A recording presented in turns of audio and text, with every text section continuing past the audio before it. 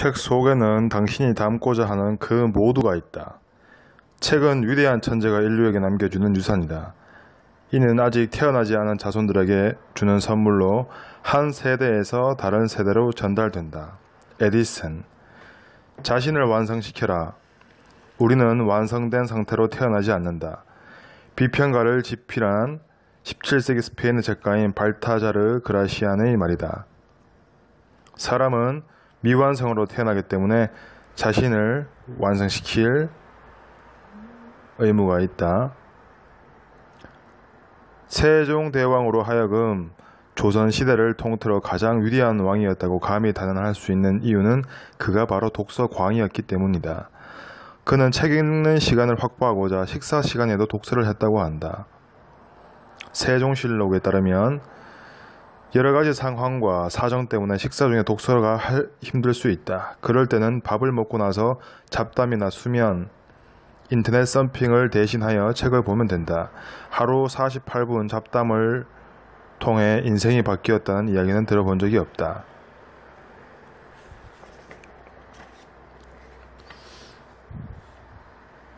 그렇다면 자신을 완성시키기 위한 효율적인 방법은 무엇일까? 바로 롤모델을 찾는 것이다. 롤모델을 정하고 그를 따라 하다 보면 자신만의 방법을 찾아낼 수 있기 때문이다.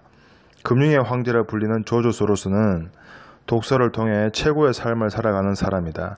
그는 런던에서 9년 동안 밑바닥 생활을 하면서도 손에서 책을 놓지 않았고 뉴욕의 금융회사에서 일을 하면서도 독서를 멈추지 않았다. 퇴근 후에는 책에 파묻혀 살았고 주말이나 휴일에는 책을 읽은 후 논문을 썼다. 나 역시 직장생활을 하면서 독서를 했지만 독서로 나의 사고와 의식이 비약적으로 성장할 것인지에 대한 의문을 품고 있었다. 그런데 조지 소로스를 통해 해답을 얻은 것이다.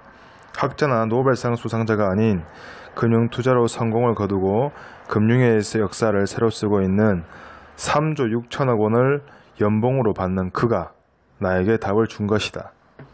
세계적인 투자가로 알려진 조지 소로스는 사실 철학자가 되고 싶었다. 어릴 때부터 이해가 되지 않아도 늘 철학 고전만 읽어왔다. 조지 소로스는 독서를 통해 사고의 수준이 비약적으로 향상되었다고 말했다. 물론 당시의 독서만으로 금융 황제가 되었다고 하기에는 다소 억측으로 여길 수도 있다. 영국의 런던에서 9년간 패배자로 살았다. 청년은 접시 닦기, 웨이터, 페인트공, 농장 노동자, 통조림 공장 공원, 마네킹 공장 공원, 수영장 안내원, 철도역 짐꾼 등으로 일했다. 특기할 만한 사실은 그러한 실패의 나날을 보내는 와중에도 청년이 온 힘을 다해 철학 고전을 읽었다는 점이다. 그는 아리스토텔레스, 에라스무스, 마키아벨리, 홉스, 베르그송 같은 천재 철학자들의 저작을 마치 고시를 준비하듯 빈틈없이 공부했고 그의 뜨거운 철학 공부는 9년간의 런던 생활을 마치고 미국으로 간 뒤에도 계속되었다. 그는 뉴욕의 한 금융회사에 입사했는데 근무 중에도 시간만 나면 철학 서적을 읽었고 퇴근하면 아예 철학 서적에 묻혀 살았다. 주말이나 휴일에는 철학과 대학원생에게 철학책에 대해 개인 지도를 받았고 때때로 밤을 지새우면서 철학책에 대해 철학 논문을 썼다. 이지성 작가의 리딩으로 리드하라. 런던에서 그는 능력이 없다는 이유로 자주 해고를 당했다. 그러나 그는 공부에 매진했고 런던 정치경제대학에 합격했다. 또한 합격 이후에도 독서를 멈추지 않았다. 조지 소로스는 독서를 통해 얻은 남다른 의식과 사고 수준을 자신의 저서인 금융의 연금술이라는 책에서 철학적 사고라 말했다. 철학적 사고를 할 수 있었기 때문에 오늘의 성공을 이룰 수 있었다는 것이다. 철학적 사고, 책을 통해 비약적 도약을 이룬 사고를 통해 얻은 이론을 현장에 적용한 결과 나는 주가가 오를 때나 내릴 때나 언제든지 돈을 벌 수 있었다. 우리 안에는 태어날 때부터 위대함이라는 씨앗이 파묻혀 있었다. 그로 인해 놀라운 재능과 능력, 가능성, 특권과 기회들이 주어졌지만 그 씨앗을 진정 꽃피게 만드는 것은 바로 스스로의 확신과 노력이다. 이 씨앗 덕분에 우리가 가진 잠재력과 가능성은 무한하다. 한 사람이 실현할 수 있는 일이 얼마나 큰지 우리는 가늠조차 못할 정도이다. 우리가 가진 것들을 활용하면 활용할수록 재능과 잠재력은 소진되는 것이 아니라 오히려 더 늘어나고 발전하게 된다. 당신이 세운 목표를 위해 쉬지 않고 끊임없이 노력할 수 있는 일들은 무엇이 있는가? 당신을 특별하게 만들어주는 무언가를 찾아보라. 가장 위대한 나가 되는 비전을 그려보라. 당신은 이 세상 다른 어떤 사람과 마찬가지로 특별해질 수 있는 충분한 권리를 부여받았다.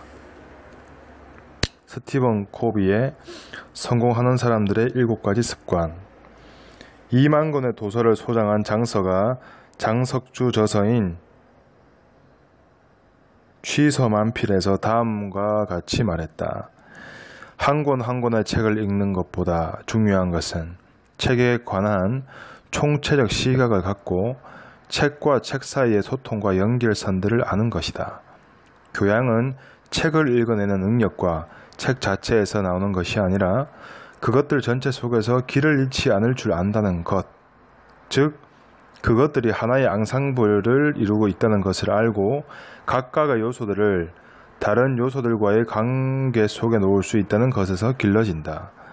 독서는 뇌의 신경회로가 편협한 생각과 사고에 빠지는 것을 막아주고 복잡하면서도 다양하고 풍부한 신경회로가 될 수 있도록 도와준다.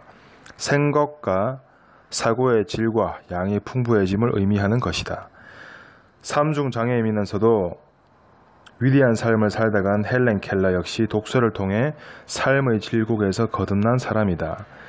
장애자라는 좌괴감에서 벗어난 것은 물론 자신의 영혼이 하늘을 날아오르는 듯한 자유로움을 느끼게 해준 것이 독서였기 때문이다.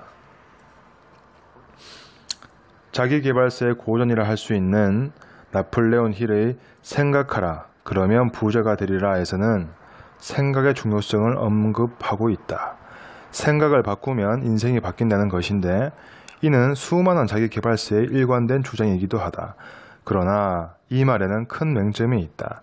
돈 한 푼 없이 부자로 사는 법의 저자인 필 컬러웨이는 희극 배우 릴리 톰린의 말을 다음과 같이 소개하고 있다. 쥐들의 경쟁에서 문제는 비록 당신이 승리자가 된다 하더라도 당신은 여전히 한 마리의 쥐일 뿐이다. 사고와 의식 수준이 향상되지 않으면 생각을 바꾸더라도 삶이 변하지 않는다. 생각만 바꾼다고 삶이 달라질 수 있다면 세상에 실패자는 없을 것이다. 쥐가 무리의 우두머리가 된다고 해서 고양이가 될 수는 없는 법이다. 결국 생각과 사고의 틀을 탁월하게 만드는 것이 중요하다. 아인슈타인은 문제를 발생시킨 당시의 사고 수준으로는 그 문제를 해결할 수 없다고 했다. 문제를 해결하기 위해서는 문제의 수준보다 탁월한 의식과 사고 수준을 갖추어야 하는데